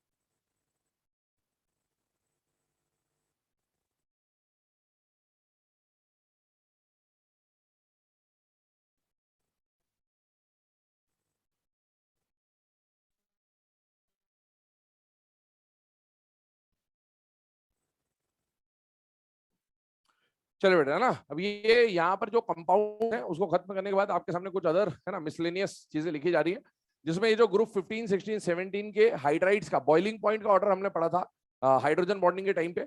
और यहाँ पर क्या आ रहा है बेटा? मेल्टिंग पॉइंट का ऑर्डर। ठीक है, अब ये मेल्टिंग पॉइंट का ऑर्डर एनसीईआरटी में गिवन है, इसलिए आपको आना भी चाहिए। इसमें मैं डिस्कस कर दे रहा हूँ, फैक्ट है, याद ही रखना एक तरह से। ठीक है, क्योंकि मैंने आपको बहुत बार बोल चुका हूँ मेल्टिंग पॉइंट में एक्सेप्शंस होते हैं, सारी चीजें लैटिस पे डिपेंड करती है, बट चेंज क्या है वो समझ लीजिए आप। बॉइलिंग पॉइंट पढ़ा, सुनना मेरी बात ध्यान से, है ना, थोड़ा सा उससे रिलेट करिएगा। जब आपने बॉइलिंग पॉइंट पढ़ा था तो ग्रुप 16 का जो बॉइलिंग पॉइंट का ऑर्डर था और मेल्टिंग पॉइंट का ऑर्डर बिल्कुल सेम है, कोई नहीं। यही ऑर्डर बॉइलिंग पॉइंट का था, यही ऑर्डर मेल्टिंग पॉइंट का, तो इसमें कुछ भी अलग से याद नहीं करना। 15 और 17 में चेंजेस, 15 और 17 में क्या चेंजेस है? बॉइलिंग पॉइंट जब मैंने बताया था तो मैंने यहाँ BiS3 भी लिया था, क्योंकि मैंने बोला था कुछ बच्चे ऐसा याद करते हैं सेकंड लास्ट, तो वो BiS3 आती है, सेकंड लास्ट वाला मामला खराब हो जाएगा, है ना। इसके अंदर मेल्टिंग पॉइंट में BiS3 का वैल्यू एनसीईआरटी ने नहीं दिया है, और इसीलिए हम BiS3 को नहीं ले रहे हैं। ठीक, इसमें क्या था ध्यान सुना, जब बॉइलिंग पॉइंट पड़ा था तो ये इधर था और ये इधर था, ये दोनों आपस में इंटरचेंज थे। और यहां पर भी जब आपने बॉइलिंग पॉइंट पढ़ा था तो ये दोनों इंटरचेंज थे। तो अब आपको कुछ भी नहीं करना है, मेल्टिंग पॉइंट और बॉइलिंग पॉइंट में बॉइलिंग पॉइंट का ऑर्डर आपको अगर पता है, ग्रुप 16 का मेल्टिंग पॉइंट वही रहेगा। 15 और 17 ऑड ऑड वालों में जो लास्ट के दो उनको घुमा देना आपको, बस जो ऑर्डर वहां था वो ऑर्डर उसका रिवर्स यहां पर आ जाएगा। तो लास्ट के दो घुमाने, फैक्ट है, याद रखना है आपको, डेटा बेस्ड है। ठीक है, आइए आगे बात करते हैं। इसमें कुछ और रिएक्शंस आपको बताई जा रही है, मिसलेनियस रिएक्शन है, याद कर सकते हो तो कर लेना, वरना आपकी मर्जी है। ठीक है, चले इधर देखें, ClO minus ClO2 minus ClO3 minus, इनकी बात करें। पहले आइए यहां पर, क्या हमने क्लोरीन का कौशिक दास से कोल्ड एंड डाइल्यूट में रिएक्शन कराया था बेटा? यस। और जब ये रिएक्शन कराया था तो मैंने बोला था ये डिस्प्रोपोर्शनेट होगा, दो टुकड़े होंगे, एक तो मिनिमम NaCl और एक हाइपो अस वाला प्रोडक्ट NaOCl, ये मिला था आपको। यहां पर ये -1 है और यहां पर ये क्या बेटा +1 आ गया ये। अब इसके बाद इस रिएक्शन को देखें जरा, यहां पर Cl कौन सी स्टेट में आ गया बेटा? +1, यहां पर आ गया +3, यहां पर क्या आ गया +5। आप क्या कर रहे हैं, यहां Cl 0 पे था, Cl का रेंज होता है -1 से लेकर +7, तो +1 +3 +5 उस रेंज के बीच बीच में। और अगर कोई एलिमेंट अपने इंटरमीडिएट स्टेट में होता है तो उसका क्या होता है? डिस्प्रपोर्शनेशन होता है, मतलब ये भी बेसिक मीडियम में जाके क्या हो जाएंगे? डिस्प्रपोर्शनेट होंगे। और डिस्प्रपोर्शनेट होके मिनिमम वाला प्रोडक्ट मिलेगा, ये ध्यान रखना। तो मिनिमम वाला प्रोडक्ट तो तीनों में मिलेगा, पर मिनिमम के बाद वहां क्या मिला था? हाइपोअस, ये तो खुद ही हाइपोअस है, तो अब यहां पर हाइपोअस नहीं मिल सकता। अस से ऊपर कौन सा एसिड आएगा? इक। अस से ऊपर कौन आएगा? हाइपोअस से मत देखना, बस अस से देखना। अस से ऊपर कौन आएगा? इक। तो यहां ये इक पे जाएगा, क्योंकि आप देखिए बार बार जब ये ऑक्सीडाइज हो रहे थे तो ये कहां पर जाकर रुक रहे थे? इक एसिड पे रुक रहे थे, पीरियोडिक पे नहीं रुक रहे थे, इक एसिड पे रुक रहे थे। वही काम क्लोरीन भी करता है। तो क्लोरीन इक एसिड पे रुकेगा और इक एसिड पे इसका स्टेट क्या हो जाएगा बेटा? +5। यहां पर भी ClO3 -1 +5। पर अगर आप इसको डिस्प्रोपोर्शनेट करा के इक एसिड पे ले जाओगे तो खुद ही इक एसिड है, तो इसके लिए और हायर वाला एसिड बनेगा, मतलब इसमें इक नहीं मिलेगा। कौन मिलेगा बेटा? पर इक वाला एसिड मिलने वाला है, ये -1 -1 ठीक है। तो एक तो आपको क्या मिल जाएगा बेटा? मिनिमम स्टेट, और एक आपको क्या मिल जाएगा बेटा? इक एसिड वाला आयन मिल जाएगा। यहां पर आइए, यहां पर CN2 पे आ रहे हैं। एक टर्म अभी हम लोग डिस्कस करेंगे, स्यूडो हेलोजन और स्यूडो हेलाइड्स। तो स्यूडो हेलोजन और स्यूडो हेलाइड्स में CN2 आएगा। ध्यान से सुनना, आगे जाकर डी ब्लॉक में और इवन कोऑर्डिनेशन केमिस्ट्री में एक चीज आप पढ़ेंगे कि I- और CN- के साथ कॉपर +2 स्टेबल नहीं होता है। कॉपर +2 एग्जिस्ट नहीं करेगा, कॉपर +1 एग्जिस्ट करेगा, because I- is a very powerful reducing agent. उसी तरह से जो CN- होता है, ये भी एक पावरफुल रिड्यूसिंग एजेंट होता है। और क्यों? इसकी प्रॉपर्टी आयोडीन से मैच होती है, इसलिए इसको क्या बोलते हैं बेटा? Pseudo halide. अब देखो I2 जो था, आयो NaOH के साथ, कौशिक दा के साथ डिस्प्रोपोर्शनेट होता था, तो इसको अभी आप थोड़ी देर के लिए I2 माने। तो I2 जब डिस्प्रोपोर्शनेट होता था तो क्या बनाता था? I- और OI-। तो यहां पर भी वही होने वाला है, एक तो आपको I- मिलेगा और एक IO- मिलेगा, मतलब एक मिनिमम वाला प्रोडक्ट और एक हाइपो अस स्टेट वाला प्रोडक्ट, उस तरह का बनाएगा। तो यहां पर बनेगा CN- और OCN-। अगर यहां आप Na लेते हैं तो बनेगा NaCN और NaOCN, मतलब ये जो प्रोडक्ट बना है इससे मैच होगा CN- OCN-, है ना। इस पूरे पे तो -1 ही चार्ज है, ये तो क्लोरीन का स्टेट है +1, ठीक है। तो इस तरह से प्रोडक्ट बन रहा है। यहां पर आइए हम नेक्स्ट इसको देखें। ये वाली रिएक्शन अभी आपने पढ़ी नहीं और ये इंपॉर्टेंट है ना, ये याद रखनी ही है आपको। देखें क्या हो रहा है इस रिएक्शन में। Cl2 का रिएक्शन NaOH से करा रहे हैं, लेकिन इस बार कैसा NaOH है? Hot and concentrated. Cold and dilute में वो बना, हॉट एंड कंसंट्रेटेड में क्या होगा? पहले आप वही बनाइए, क्या बनाइए? NaCl और NaOCl, यही बनेगा। ये आपने एज इट इज बना दिया, ठीक है। ये दोनों बनने के बाद अब फर्दर क्या करना है?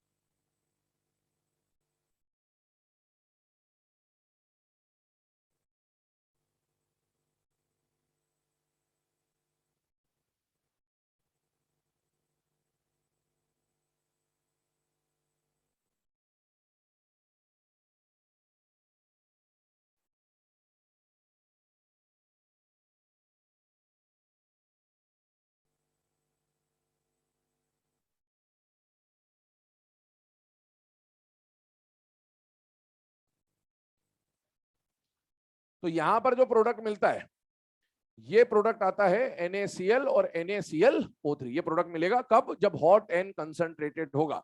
इसके बाद आइए F2 और F2। एक बार F2 की रिएक्शन किससे करा रहे हो बेटा, वाटर के साथ, और एक बार F2 की रिएक्शन किससे करा रहे हो, NaOH के साथ, ठीक है। F2 की रिएक्शन आज हमने पढ़ी थी वाटर के साथ। मैंने बोला था एक ही हेलोजन है वो जो नॉन स्पॉन्टेनियस I2 था, तो वहां बोला था एक ही हेलोजन ऐसा है जो वाटर को ऑक्सीडाइज कर सकता है, और वो कौन था बेटा, फ्लोरीन। यहां पर कौन है, आइस। यहां पर प्रोडक्ट बनेगा ये HF और HOF। अब ये जो HF और HOF है, फिर से सुने ध्यान से,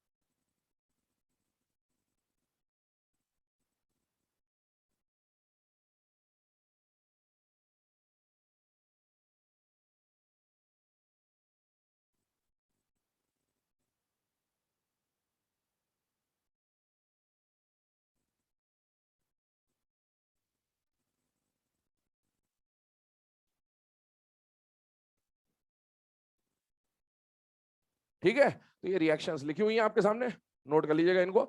और एक लास्ट पॉइंट इसमें और है, जैसे हम लोगों ने पढ़ा था एस्टिमेशन ऑफ ओजोन, तो एस्टिमेशन ऑफ ओजोन में आपको बताया गया था कि केआई का एक्वस सॉल्यूशन लिया था, और फिर मैंने पूरा प्रोसेस समझाया था आपको डिटेल में कि KI was converted into I2 violet colour, फिर उसका बैक टाइट्रेशन किया था सोडियम थायोसल्फेट।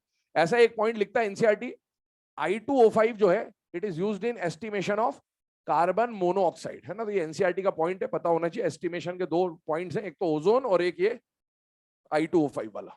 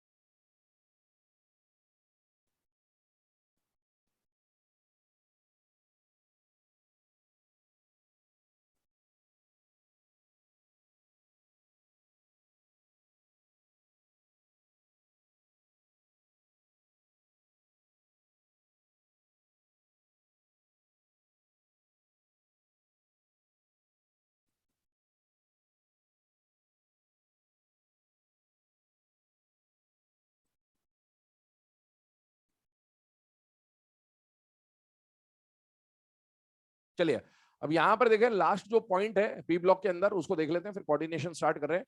तो यहाँ पर एक टॉपिक लिखा हुआ आपके सामने, स्यूडो हेलोजेंस और स्यूडो हैलाइड्स। ठीक है, नाम से एक बात समझ में आती है कि कोई ऐसा कंपाउंड जो हेलोजन जैसा दिख रहा हो लेकिन हेलोजन ना हो, उसको हम लोग क्या बोलेंगे बेटा, स्यूडो हेलोजन। और ऐसा कोई आयन जो हैलाइड जैसा दिख रहा हो लेकिन हैलाइड ना हो, उसे हम लोग क्या बोलेंगे बेटा, स्यूडो हैलाइड। ध्यान सुनना, हेलोजन का जनरल रिप्रेजेंटेशन क्या होता है बेटा, X2 टाइप का, और हैलाइड का जनरल रिप्रेजेंटेशन क्या होता है बेटा, X माइनस टाइप का। अब आप देखो ये सारे, अभी डेफिनेशन लिखेंगे बाद में। अब देखो इसको पूरे को X मान लो ब्रैकेट को, तो ये भी X2 है, ये पूरे ब्रैकेट को X मान लीजिए, X2 है, ये पूरा ब्रैकेट X है, इसको X2 मान ले, तो ये X minus X minus X minus, इसको पूरे को X माने तो ये X माइनस।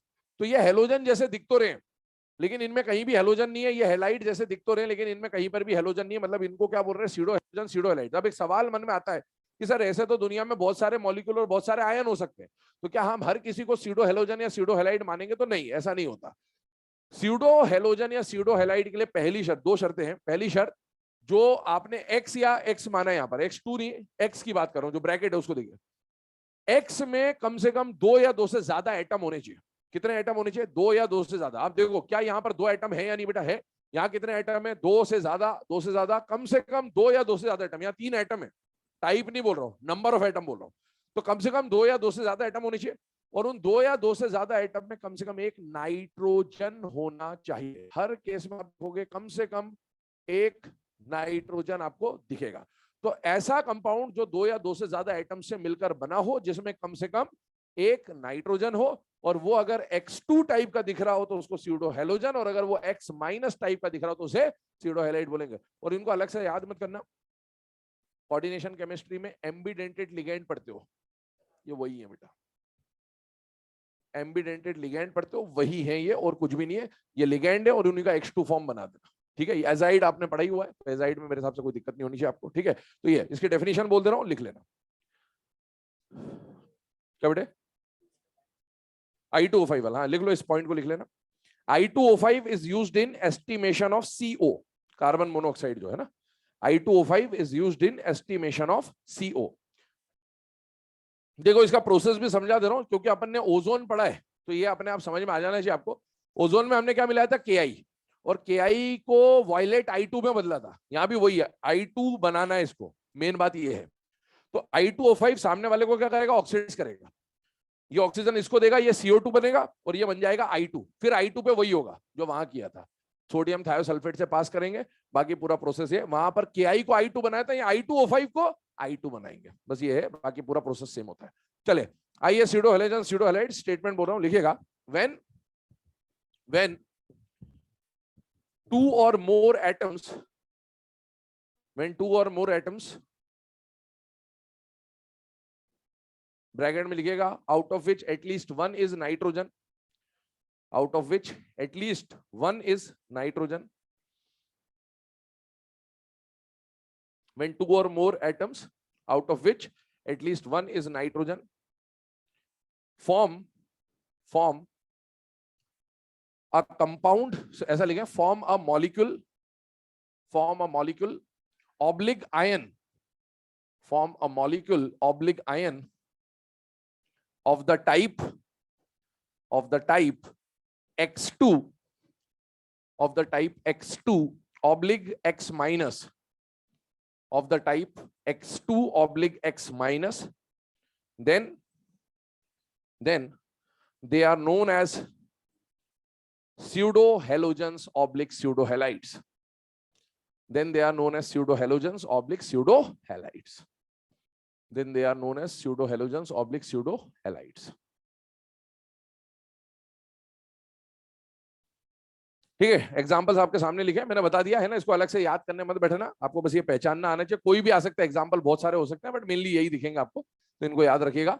अब आगे बढ़ते हैं अगले चैप्टर की तरफ, और जो नेक्स्ट चैप्टर है दैट इज कोऑर्डिनेशन कंपाउंड्स।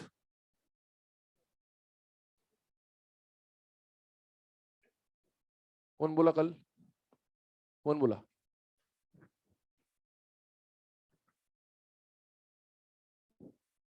ये गेट खुला है, समझे? कल परसों नरसों जब पढ़ना हो निकल जाओ, अगले साल आओ सीधे। ज्यादा पैसा रखा घर वालों ने, है ना? पढ़ने आए हो तो औकात में पढ़ो, ध्यान रखो इस बात को, समझ गए? नोटंकी उसके साथ किया करो जिसके साथ चल जाए, हर किसी के, है ना, बोलना नहीं चाह रहा मैं ज्यादा।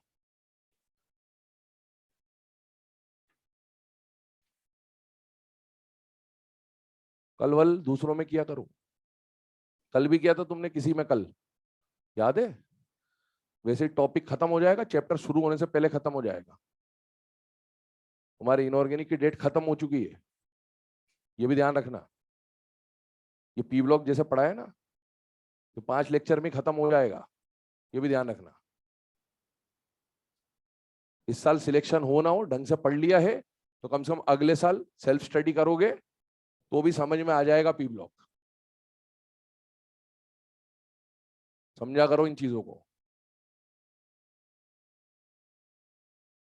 लेक्चर गिनती के मिलते हैं, तुमको एक्स्ट्रा पढ़ाने का शौक हमको भी नहीं है, और ज्यादा टाइम क्यों लिया जा रहा है? ताकि तुम्हारा फायदा रहे। मैं जितने ज्यादा फेस पढ़ाऊंगा मुझे उतना फायदा मिलेगा, तुमको ज्यादा पढ़ाने से मेरा कोई फायदा नहीं होने वाला। तुमको ज्यादा टाइम दे के पढ़ा रहे हैं उसमें मेरा घाटा है, और तुम्हारे को कुछ समझ नहीं आता अभी, तो तुम 5 साल के कैंडिडेट हो, तो लिटरली तुम 5 साल के कैंडिडेट हो, वो सिस्टम यही चाहता है तुमसे, समझे? एक साल ये अच्छा पढ़ लो, अगले साल वो अच्छा पढ़ लो, तीसरे साल 2 चीजें अच्छी पढ़ लो, चौथे साल और अच्छा पढ़ लो, 5वें साल तुमको समझ में आ जाता है किससे पढ़ना है, फिर तुम पढ़ते हो किससे पढ़ना है, और 5 साल पैसे अंदर हो जाते हैं।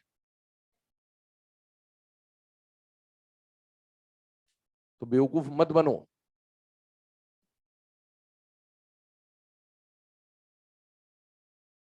और सिलेबस कैसे खत्म करना होता है, वो जो यहाँ खड़ा होता है, कोई भी खड़ा होता है, उसको पता होता है कि सिलेबस कम टाइम में कैसे खत्म कराना है, समझ गए? तो रिएक्शन सिर्फ लिख दी जाती है और लिख दी जाएंगी।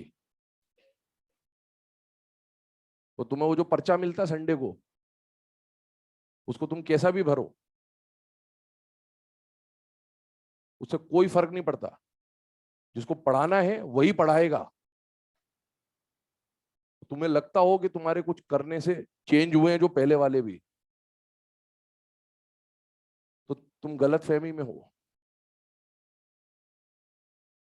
बहुत बड़ी गलत फहमी में हो, ये भी ध्यान रखना।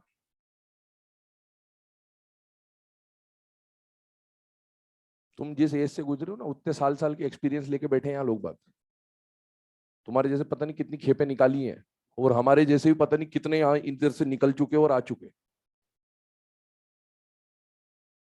तो जो पढ़ाया जा रहा है तो पढ़ो, सिलेक्शन लेना है, इस साल नहीं होगा तो अगले साल होगा, पर जब पढ़ रखा होगा इस साल तब अगले साल भी होगा, वरना अगले साल फिर से जीरो से स्टार्ट करोगे। ये समझो, तो समझ में आता हो तो समझो, वो नहीं तो जो करना है वो करो। पैसे हैं आपके, साल हैं आपके, लिटरली किसी को कोई फर्क नहीं पड़ता, किसी को फर्क नहीं पड़ता बेटे। You are just a customer, you are just a customer. तुम्हें लगता हो कि ऐसा है और वैसा है तो सुनते रहो और मानते रहो। दुनिया बहुत मायावी है, आपके सामने बहुत बड़े माया जाल बिछा दिए जाएंगे और आप मस्त होते रहोगे, अरे वाह क्या चल रहा है, वाह चलता रहेगा। आओ, दो, बैठो, जाओ, एग्जाम दो, फिर आओ, दो।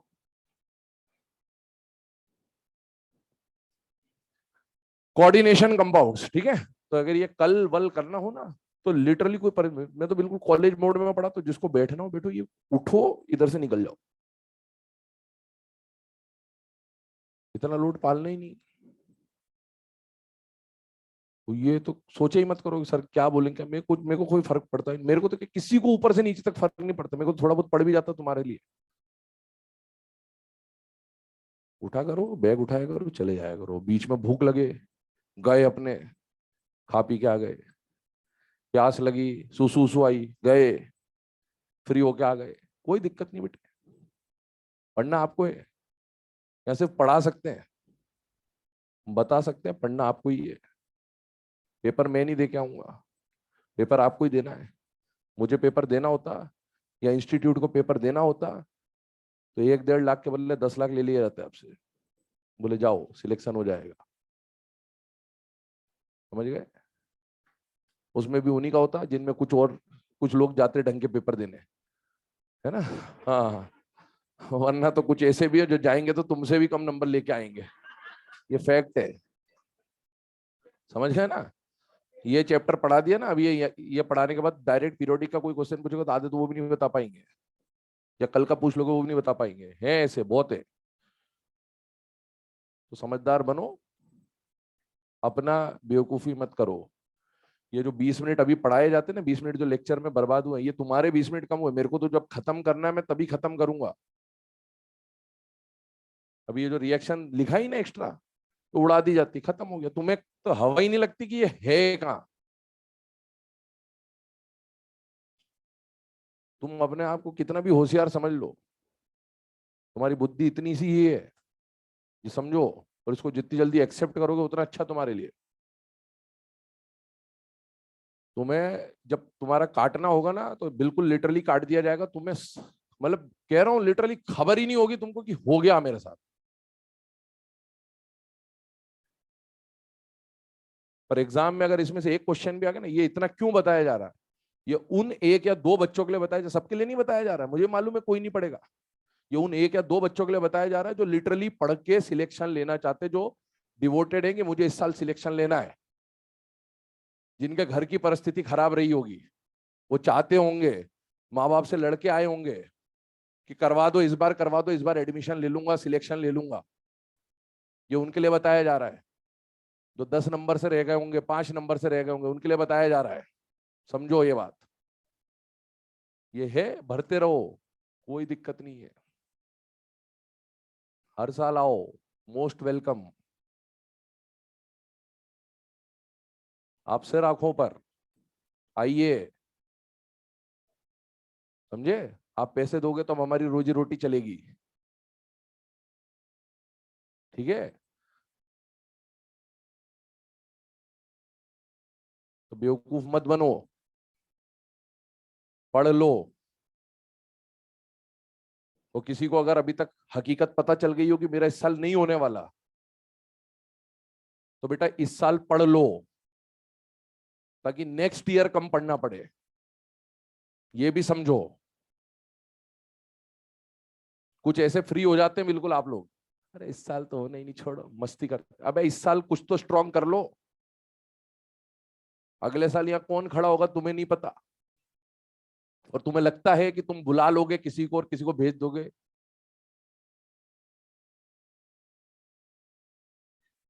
ये ध्यान रखो तुम, कुछ नहीं फर्क पड़ता, इसीलिए पढ़ लो बेटा। कोई अगर पढ़ा रहा है, मैं नहीं किसी की भी बात कर रहा हूं, कोई अगर ईमानदारी से पढ़ा रहा है आपको तो पढ़ लिया करो उससे, समझो इस बात को। तुम्हें ज्यादा पढ़ाने से किसी का कुछ ना बनना है, ना किसी का कुछ बिगड़ना है। कोऑर्डिनेशन कंपाउंड्स, ठीक है, ध्यान सुनिएगा। कोऑर्डिनेशन कंपाउंड्स की अगर हम लोग बात करें तो इसमें सबसे पहला जो पॉइंट आपको पढ़ना है वो पढ़ना है एडिशन कंपाउंड, ठीक है? अब जो एडिशन कंपाउंड होते हैं इसको 2 कैटेगरी में डिवाइड किया जाता है। सबसे पहला आता है डबल सॉल्ट, जिनको बोला जाता है लैटिस कंपाउंड, और दूसरा जो पार्ट आता है वो आता है कॉम्प्लेक्स सॉल्ट, जिसको बोला जाता है कोऑर्डिनेशन कंपाउंड, जो कि आपका चैप्टर है मेनली, है ना? तो इसके बारे में आपको डिस्कस करना है, बट यहां तक पहुंचने के पहले आपको इन चीजों के बारे में जानकारी होनी चाहिए, फिर हम लोग चैप्टर स्टार्ट करते हैं। सबसे पहली बात कर रहे हैं एडिशन कंपाउंड क्या होता है, हेडिंग डालिएगा एडिशन कंपाउंड, लिखिएगा इसके अंदर, when aqueous solution when aqueous solution of two or more salts are mixed together, when aqueous solution of two or more salts are mixed together,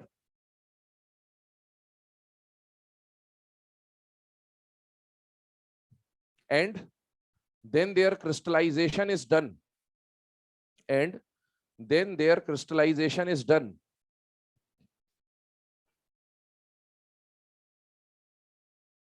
and then their crystallization is done, then the crystals obtained are called addition compounds. Then the crystals obtained are called addition compounds. Then the crystals obtained are called addition compounds. ठीक है, तो ये जो addition compounds होते हैं इनको molecular compounds भी कहा जाता है. तो कभी ये नाम आ जाए बाय चांस, बट ठीक है, आप तो एडिशन कंपाउंड में काम चल जाएगा आपका. तो देखिए एडिशन कंपाउंड का फॉर्मेशन कैसे हुआ, ध्यान समझिएगा, प्रोसेस समझिएगा. आपके पास सपोज एक सॉल्ट सोल्यूशन है, मान लीजिए ए बी टाइप का सॉल्ट है, इसका आपने क्या बनाया, एक्वा सोल्यूशन बनाया. साथ ही साथ आपके पास एक सी डी या एक्स वाई टाइप का सॉल्ट है, इसका भी आपने क्या बनाया बेटा, एक्वा सोल्यूशन बनाया. और ये आपके सामने एक बीकर में इसको और इसको हमने क्या कर दिया बेटा, मिक्स कर दिया. जब मिक्स कर दिया तो ए बी एक्स और वाई आपस में क्या हो गए, मिक्स हो गए. पर अभी ये किस फॉर्म में, एक्वस फॉर्म में. इस एक्वस फॉर्म का क्या कराया जाएगा, क्रिस्टलाइजेशन किया जाएगा. और क्रिस्टलाइजेशन का मतलब क्या होता है, वाटर जो है उसको इवेपोरेट करा के क्रिस्टल्स के फॉर्म में, सॉलिड के फॉर्म में लाया जाता है. तो ये जो क्रिस्टल्स आपको मिल रहे हैं, इन क्रिस्टल्स को हम लोग क्या बोलने वाले हैं, एडिशन कंपाउंड बोल रहे हैं. और ये जो एडिशन कंपाउंड है, अब सुने आगे, इन एडिशन कंपाउंड को दो कैटेगरी में डिवाइड किया जाता है, एक तो डबल सॉल्ट और एक कॉम्प्लेक्स सॉल्ट. अब ये कैसे डिसाइड होता है उसके ऊपर बात करने वाले हैं, ध्यान सुनना, पहले समझा दे रहा हूं फिर लिखवाता हूं. जब आपने ये क्रिस्टल को पानी में डाला, ये, और इस क्रिस्टल को भी पानी में डाला, तो दो तरह की पॉसिबिलिटीज बनेगी.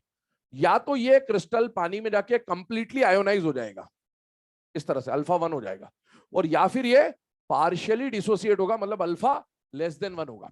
तो अगर ये कंप्लीटली डिसोसिएट होता है तो इस तरह के एडिशन कंपाउंड जो पानी में जाके 100% डिसोसिएट होते हैं उनको डबल सॉल्ट बोला जाता है. और ऐसे एडिशन कंपाउंड जो पानी में जाके पार्शियली डिसोसिएट होते हैं वो आपका चैप्टर है, और उसे क्या बोला जाता है बेटा, कॉम्प्लेक्स सॉल्ट. तो आप जानते हैं कॉम्प्लेक्स सॉल्ट जो बनता है, डब्बा होता है, डब्बे के बाहर होता है, बाहर वाला पार्ट डिसोसिएट होता है लेकिन बाकी पार्ट डिसोसिएट नहीं होता. तो उसका 100% डिग्री ऑफ डिसोसिएशन नहीं होगा, वो 100% से कम, मतलब पार्शियली डिसोसिएट हो रहा होगा. दूसरी बात, ये एक को 100% डिसोसिएट होंगे, अभी दोनों के बारे में पॉइंट्स लिखेंगे. पहली बात, डबल सॉल्ट कैसे बनेगा, तो ये देखो, यहां से मिलकर बना है एडिशन कंपाउंड. तो सर ठीक है, एडिशन कंपाउंड मिल गया. एडिशन कंपाउंड को कैसे लिखेंगे, डॉट में, मतलब ए बी इस तरह से, डॉट एक्स वाई इस तरह से अगर डॉट लगा जाता है, जैसे एलम याद करिए, K2SO4 डॉट Al2SO4, तो ये डॉट वाले जो कंपाउंड होते हैं ये क्या होते हैं, एडिशन कंपाउंड. अब एडिशन कंपाउंड ही डबल सॉल्ट हो सकता है और एडिशन कंपाउंड ही कॉम्प्लेक्स सॉल्ट हो सकता है. तो ध्यान सुनना, सर ऐसा कोई कंपाउंड आया तो हमें ये तो पता चल गया कि एडिशन कंपाउंड होगा, लेकिन उनमें से कौन डबल होगा कौन कॉम्प्लेक्स होगा हमें कैसे पता चलेगा. प्रैक्टिकली तो इसको पानी में डिसोसिएट करके पता किया. तो एग्जाम में ऐसा तो नहीं है कि जो पेज आया उसको फाड़ा और पानी में डाल के देख लिया कि जो कंपाउंड लिख के दिया डॉट करके पानी में घुल गया तो डबल सॉल्ट होगा, पानी में नहीं घुला तो कॉम्प्लेक्स सॉल्ट होगा. ये वहां नहीं कर सकते. तो अपने को कैसे पता करना है, ध्यान सुनिए. जब दोनों सॉल्ट का 1:1 रेशो हो, मतलब इक्विमोलर रेशो हो, तो डबल सॉल्ट मिलेगा. और जब दोनों सॉल्ट में से कोई एक एक्सेस में हो तो आपको क्या मिलेगा बेटा, कॉम्प्लेक्स सॉल्ट मिलेगा. मतलब अगर ये ए और बी आपको इस तरह से दिख रहे हैं तो ये डबल सॉल्ट है, और दोनों में से कोई एक, सपोज एक्स वाई हमने ऐसा ले लिया, इस तरह का रेशो आ रहा है, तो इसका मतलब ये क्या बनेगा बेटा, कॉम्प्लेक्स सॉल्ट बनेगा. ठीक है. तीसरी बात, अगर डबल सॉल्ट पानी में गया तो ये कंप्लीटली डिसोसिएट हो जाएगा. अगर कंप्लीटली डिसोसिएट हुआ तो पानी में कंपाउंड का आइडेंटिटी होगा या आयंस का आइडेंटिटी होगा, आयंस. तो इसके बारे में बोला जाता है कि जो डबल सॉल्ट होता है ये पानी में जाके अपनी आइडेंटिटी लूज कर देता है. ये कंपाउंड का टेस्ट नहीं दिखाएगा, ये आयंस का टेस्ट दिखाएगा, क्योंकि पानी में कंपाउंड नहीं बचा, आयंस बचे हैं. इसी तरीके से जो कॉम्प्लेक्स सॉल्ट होगा ये पानी में जाके कंप्लीटली डिसोसिएट होगा या पार्शियली, पार्शियली. तो इसके बारे में बोला जाता है कि ये पानी में जाके अपनी आइडेंटिटी को सस्टेन करता है, थोड़ी बहुत आइडेंटिटी बचा लेता है, पूरी तरह से ये डिकम्पोज नहीं होता है. तो इसके बारे में स्टेटमेंट लिखेंगे, जहां तक अभी आपने लिखा है उसके आगे नेक्स्ट लाइन लिखिएगा, addition compounds are of two types. Addition compounds are of two types. पहला लिखें,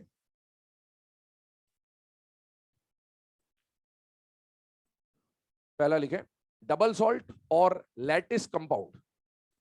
डबल सॉल्ट और लैटिस कंपाउंड। अब ये जो डबल सॉल्ट और लैटिस कंपाउंड लिखा है, इसके बारे में 3 पॉइंट्स लिखेंगे, है ना। तो ABC या 1 2 3 डाल के जैसा भी हो लिखते जाएगा। डबल सॉल्ट के बारे में पहला पॉइंट लिखे, when addition compound is formed, when addition compound is formed by mixing equimolar ratio, when addition compound is formed by mixing equimolar ratio,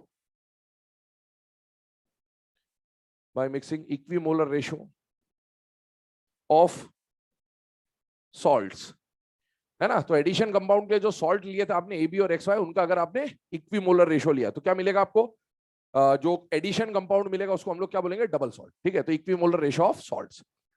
second point लिखे इसके बारे में, दे completely dissociate in aqueous solution, they completely dissociate in aqueous solution, they completely dissociate in aqueous solution. और तीसरा point लिखें, they lose their identity in aqueous solution, they lose their identity in aqueous solution, they lose their identity in aqueous solution. चलिए, ये तो बात हो गई बेटा डबल सॉल्ट के बारे में। डबल सॉल्ट के कुछ एग्जांपल्स हम यहां पर मेंशन कर रहे हैं, जहां से देखिएगा पहला एग्जांपल जो आ रहा है, एलम हम लोगों ने पढ़ा हुआ है ऑलरेडी। तो एलम में आ जाता है, पोटेश एलम की बात करें, K2SO4 dot Al2SO4 thrice dot 24H2O। सुने ध्यान से, अब देखिए डॉट अगर दिख रहा है इसका मतलब ये कौन सा कंपाउंड होगा, एडिशन कंपाउंड होगा। अब एडिशन कंपाउंड में वाटर को साइड में रखते हैं, इसको कंपाउंड मतलब इसको सॉल्ट मत मान लेना है, तो पानी है, इसको साइड करिए। अब ये और ये 2 सॉल्ट है, ये 1 मोल है, ये भी 1 मोल है, मतलब दोनों का कैसा है, इक्विमोलर रेशियो। तो ये कौन सा सॉल्ट, कौन सा एडिशन कंपाउंड बनेगा, डबल सॉल्ट बनेगा या कॉम्प्लेक्स बनेगा, डबल सॉल्ट बनेगा। और ये हम पढ़ चुके हैं कि ये एलम एक डबल सॉल्ट होता है, इसका अल्कलाइन और एक्वस, है ना, मीडियम में हमने बात भी करी थी। पानी में जाके ये किसका टेस्ट देगा, एक तो पोटेशियम आयन का टेस्ट देगा क्योंकि 100% डिसोसिएट होगा। क्या ये K2SO4 का टेस्ट देगा, क्या नहीं, ये किसका टेस्ट देगा, K+ का। किसका टेस्ट देगा, Al+ का। किसका टेस्ट देगा, सल्फेट का, आयंस का टेस्ट देगा।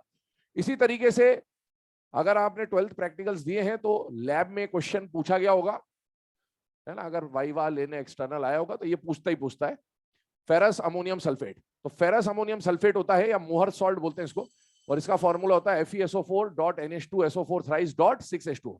नाम यहीं पे छुपा हुआ है।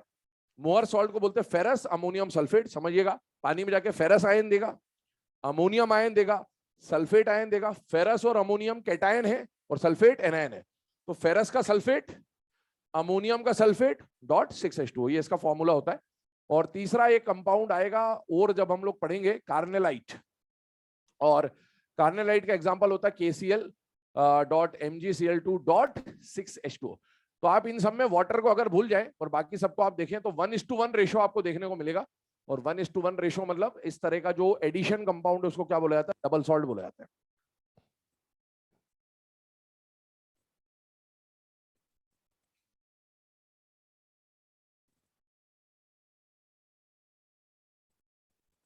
चलिए, अब यहां पर अगर हम लोग बात करें तो फर्स्ट टाइप अभी हम लोगों ने समझा एडिशन कंपाउंड का, जो कि डबल सॉल्ट था। अब सेकंड टाइप जो है, जो चैप्टर है हमारा, उसके बारे में बात करेंगे। तो है ना, दे आर ऑफ 2 टाइप्स में, फर्स्ट टाइप तो हो गया डबल सॉल्ट। सेकंड टाइप पे आइए, complex salt oblique coordination compounds. Complex salt oblique coordination compounds, complex salt oblique coordination compounds. पहला पॉइंट लिखिएगा, when addition compounds are formed by mixing, when addition compounds are formed by mixing any one of the salt in excess, any one of the salt in excess. second point लिखें, they partially ionize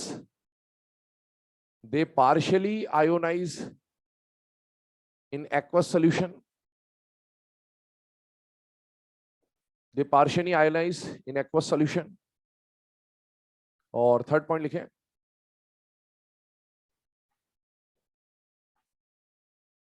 they retain their identity, they retain their identity in aqueous solution, they retain their identity in aqueous solution. retain मतलब पूरी तरह से retain नहीं करता, but पूरी तरह से आयनाइज भी नहीं होता, उसको बोला जाता है कि सस्टेन कर लेते हैं अपनी आइडेंटिटी.